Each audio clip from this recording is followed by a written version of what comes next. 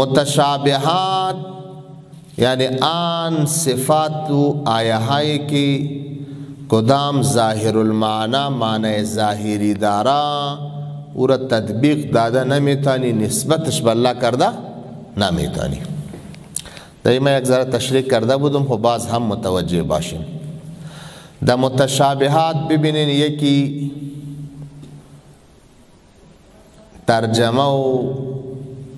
तर्जमे खुद कलिमास चीज़ तर्जमे खुद कलिमा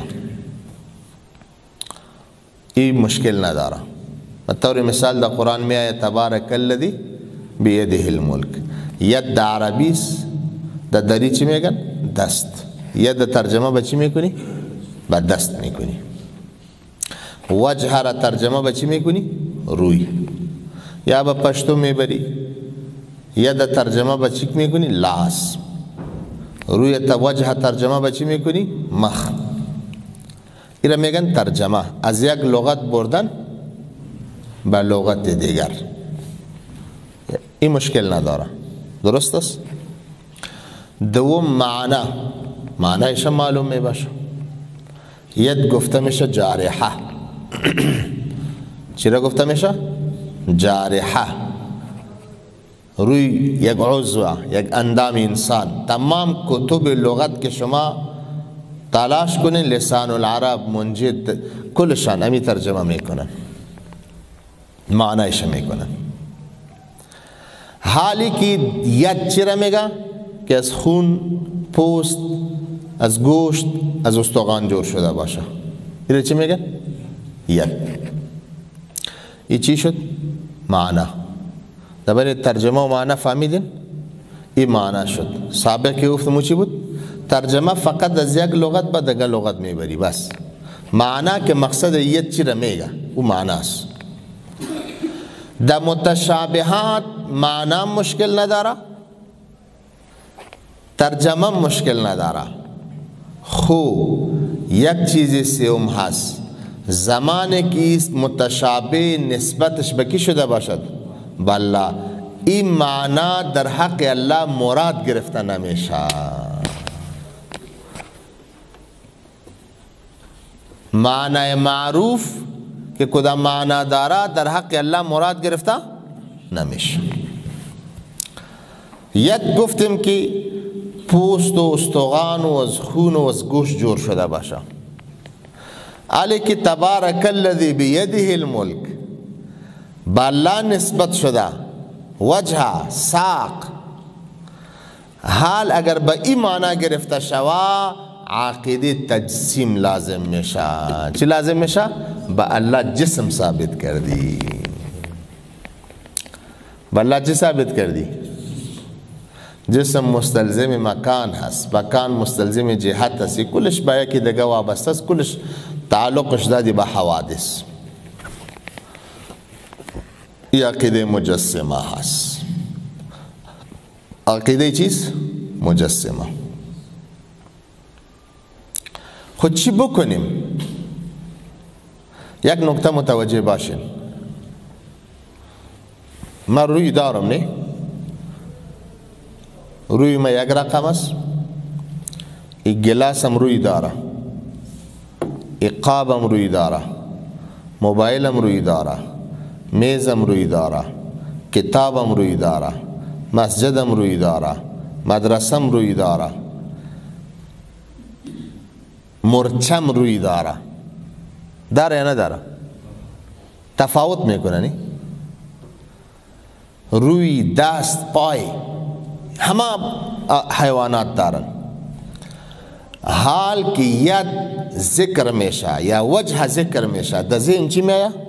روی انسان، دست انسان یا روی میز. یک چیز دیده بیان میکنی، روی میز، روی مسجد، روی پیاله، روی قاب، روی قرآن، روی موبایل. حال از پروردگار کس ندیده، چه رقم بیان بکنی؟ که دست الله، روی الله، لا یعوذ بالله. ما ندیدیم، از همی خاطر کنه و حقیقت پروردگار و ماهیت ای از درک انسان چیز بالاتر هست. وقتی که زمانی که درک کرده نمیتونی چه رقم بیان میکنی برش یک وصف؟ درک کرده نتانی یک چیز چه رقم بیان کنی؟ مطلب گرفتن یعنی ای که در این متشابهات عقیده اهل سنت والجماعت چی هست؟ یکی متقدمین اهل سنت هستن، دوم متأخرین اهل سنت. سه آرا وجود داره در دنیا. یکی رأی متقدمین اهل سنت، آنها تفویض میکنن. چی میکنن؟ تفویض. دوم رأی و عقیده متأخرین اهل سنت والجماعت، آنها تعویل میکنن. چی میکنن؟ تعویل. سوم عقیده خوارج و مجسمه و دیگر گروه های باطله، آنها اجرا علی الظاهر میکنن. چی میکنن؟ اجرا علی الظاهر. تفویض به این معنی که مثل که در الف لام میم میگیم که والله اعلم، در الرحمن علی العرش استوا تبارک الذی بیده الملک ساق وجه، در این تو جایم چی بگویم؟ والله اعلم. این عقیده چیز؟ تفویض است.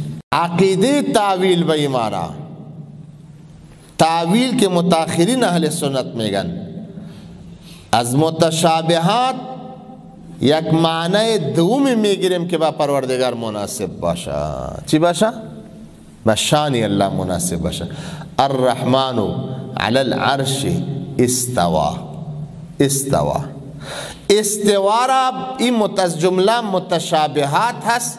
استوا را به معنی استولا میگیریم. چی؟ پروردگار به عرش عظیم الشان استولا، قدرت حاصل کرده. در زیر قدرت کیست؟ الله. یا به اتمام رسانده. فاستغل كذرع اخرج شطأه فاستغلظ فاستوى على سوقه. فاستوى جب چی معنی؟ به اتمام رسیدن و به کمال رسیدن. علامه عبدالوهاب شعرانی کتاب داره فرائد القلائد فی علم العقائد، امی تفسیر میکنه. میگه ببین در قرآن عظیم الشان فاستوا به معنی چی میآید؟ اینا میگن تفسیر قرآن بالقرآن. اوجا فاستوا معنی الله به اتمام رسان، یعنی ایجا به امو معنی را ایجا تطبیق کو. الرحمن پروردگار از زمین از فرش مخلوقا پیدا کرد علی العرش تابع عرش عظیم الشان استوا با اکمال رسان به اتمام رسان. از او بالا بزرگ مخلوق دیگه پیدا نکرد. الله از فرش پیدا کرد، اتمام از تخلیق رسان به چی؟ تا عرش. فاستوا اتمام از مخلوق کرد تا کجا؟ انشاءالله در جایش باز خواد گفتیم دوباره که ذهن نشین شوی موضوع درستر. گفتیم که تعویل است. متأخرین اهل سنت در متشابهات تعویل میکنن، اما خوارج و مشبهه و مجسمه و دیگر گروه های اهل بدع آنها اجرا علی الظاهر میکنن. نسبت میتونم ید بچی میگن ید معنیش معلوم هست، دیگه کیفیت شد نپرس.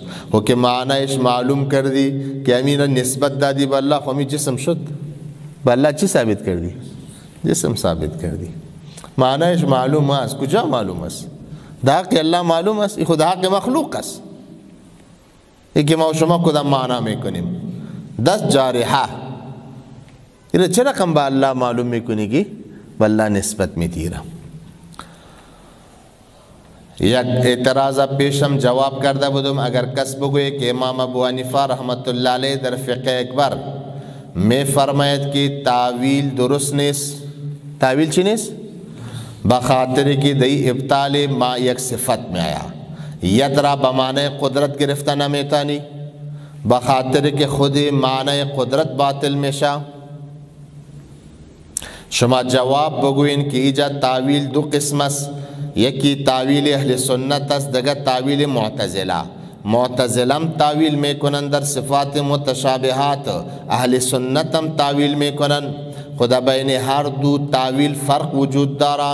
तावील अहले सुन्नत बदरजे एहतिमाल व इम्कान हस। अहले सुन्नत के तावील में कुनन बदरजे इम्कान व एहतिमाल। यद मुमकिन बमाने कुदरत बाशा, इस्तेवा मुमकिन बमाने इस्तौला बाशा, इस्तेवा मुमकिन बमाने इत्माम बाशा। मुमकिन बिल यकीन न मेगन। व मुअतज़िला के तावील में कुनन आन्हा तावील बजज़म में कुनन, जज़मन यकीनन आन्हा मेगन यद बमाने कुदरत हस, यद बमाने चीज़ कुदरत हस। हाल ज़माने की तावील बिल जज़म व बिल यकीन शवा, यदरा बमाने कुदरत बिगिरी, बिल जज़म व बिल यकीन की यद बमाने चीज़ कुदरत, माने खुद यद अज़बैन तातील एक सिफ़त आमद। अगर तावील के अहले सुन्नत में कुनन की यद बमाने कुदरत एहतिमाल दारा, इम्कान दारा, खुद माना यद अज़बैन बातिल न शुद, अज़बैन न रफ़्त। इमाम अबू हनीफा रहमहुल्लाह के तावील रद में कुना सर तावील मुअतज़िला व क़दरिया व सरयज़ी गुरोहाय बातिला अहले बिदअ रद करदा, न सर तावील अहले सुन्नत खुद ब खुद आखिर बज़मेगा का कौल क़दर वल इअ्तिज़ाल। ये तावील दुरुस्त नेस का कौल क़दर वल इअ्तिज़ाल, मानंद कौल क़दरिया मुअतज़िला के कुदम तावील में कुन ममनूअ व जायज़ नेस।